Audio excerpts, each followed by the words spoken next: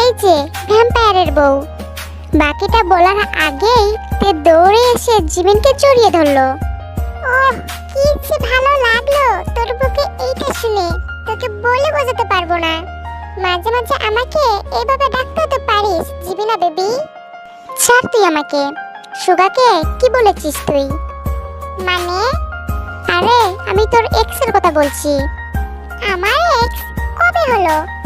সুগা সুগা, ও হ্যাঁ হ্যাঁ মনে পড়ছে। ওই ফর্সা ছেলেটা, যাকে দেখতে একদম ফর্সা বিড়ালের মতো, যাকে তুই ভ্যাম্পায়ার ভেবে পাগলের মতো পিছু পিছু ঘুরলি। আর তোর কি মনে হলো তুই ওকে ছেড়ে চলে গেলি? আরে ও ভ্যাম্পায়ার হলে সত্যি ওকে ছাড়তাম না, কিন্তু ও তো মানুষ। ওর ফর্সা মুখ দেখে ভেবেছিলাম ও আমার রাজকুমার, কিন্তু ওর সাথে প্রেম করে বুঝলাম ওর মধ্যে না আছে কোনো অ্যাটিটিউড, না আছে এক্সট্রা পাওয়ার, শুধু লুচ্চামিটাই করতে পারে। এভাবে বলিস না, ছেলেটা তোকে ভালোবাসে। বাসুক গে, তাতে আমার কি? আমি পারছি না। তাহলে ওকে বলে দে। বলেছিলাম তো, ও বলল আমি নাকি মজা করছি, কারণ ভ্যাম্পায়ার নাকি নেই। শোন আমি বলি কি তে, সুগা ছেলেটা ভালো, তোকে ভালোবাসে, নর্মাল গ্রিস ছেলেদের মতো নয়, পড়াশোনায় মনোযোগী।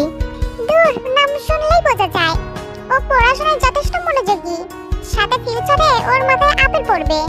কিন্তু আমার জাঙ্কুককেই চাই, কারণ ও ভ্যাম্পায়ার। 2 দিন পর বলবি ও না, আরেকজনকে চাই। আমার বিশ্বাস জাঙ্কুকই ভ্যাম্পায়ার।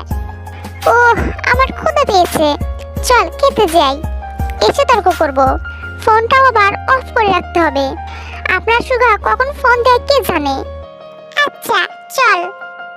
রাতে তে গভীর ঘুমে পাড়ি দিয়েছে। ঘুমের মাঝেই তের হঠাৎ মনে হলো ওর ঘাড়ে কেউ কামড় দিচ্ছে। ও চট করে ওর 2 হাতে সরে দিতে চায়, কিন্তু পারে না। হঠাৎ ব্যক্তিটা ফিসফিসিয়ে বলে, আমার ব্যাপারে বেশি জানার চেষ্টাও করো না, এলিমিয়ে গোটাতে চাও নাকি? বলেই ব্যক্তিটা অদৃশ্য হয়ে যায়। কথাটা শুনেতে ধপ করে চোখ খুললো। তে ওর চারপাশে ভালোভাবে দেখলো, কেউ নেই, কিন্তু ঘাড়ে হাত দিতেই বুঝলো তরল কিছু বেরোচ্ছে। তে দ্রুত লাইটটা অন করলো। অন করতেই দেখলো ওর ঘাড়ে কেউ কামড়িয়েছে। চমকে উঠে চিৎকার দিল সে, তবে খুশিতে নাকি ভয়ে। আসলে তে বিছানায় মুখ লটকিয়ে বসে আছে। জিমিন তাকিয়ে আছে, বিরক্তিকর মুখে দেখছে তের পাগলামি। অনেক হয়েছে তে, এইবার আমাকে ড্রেসিংটা করতে দে। এই না না, একদম না। শোন, এই রক্তের গন্ধ যখন সে একবার পেয়েছে তখন আবার আসবে এই রক্তের জন্য। তখনই ওকে আমি খপ করে ধরে বিয়ে করে ফেলবো। আমি তোর সব কথাই শুনিতে, অন্তত আমার এই কথাটা শোন। আর যদি শুনতে মন না চায় আমাকে কোনোদিনও ডাকবি না, তোর কষ্টও না তোর সুখেও না। বলেই জিমিন উঠতে গেলেই তে ওর সামনে এসে 2 হাত মিলে দাঁড়ায়।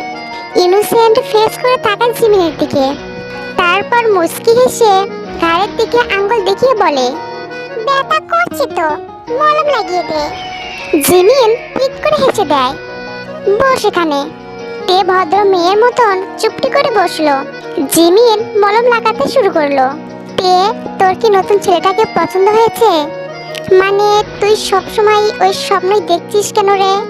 স্বপ্ন না রে, বিশ্বাস কর, ও এসেছিল, ওর গলার আওয়াজ পেয়েছি আমি। আর সব থেকে বড় কথা, আমার গালের কামড়টা, সেটা তো এমনি এমনি আসে নাই, তাই না বল?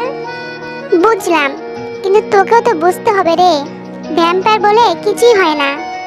এটা হয়তো কোনো পোকা কামড়িয়েছে। না, পোকা না, এইটা আমার জামাই কামড়িয়েছে। তার প্রথম আদর দিয়ে গেছে, কালকে গিয়ে আমিও ভাবছি আদর দিয়ে আসবো। জিমিন চমকে গেল। আদর দিবি মানে? কি করবি তুই? দেখ, কোনো পাগলামি করবি না কিন্তু। পাগলামি কেন করব?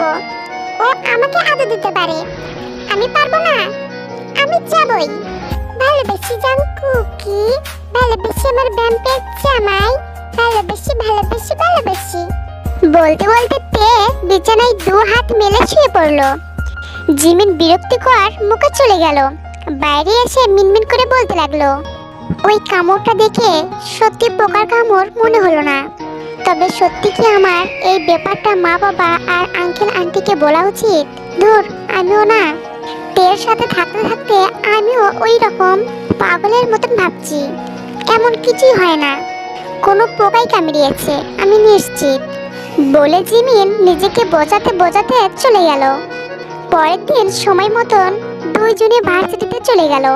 তবে তে মুচকি মুচকি হাসছে, যেটা জিমিন মোটেও ভালো চোখে দেখছে না।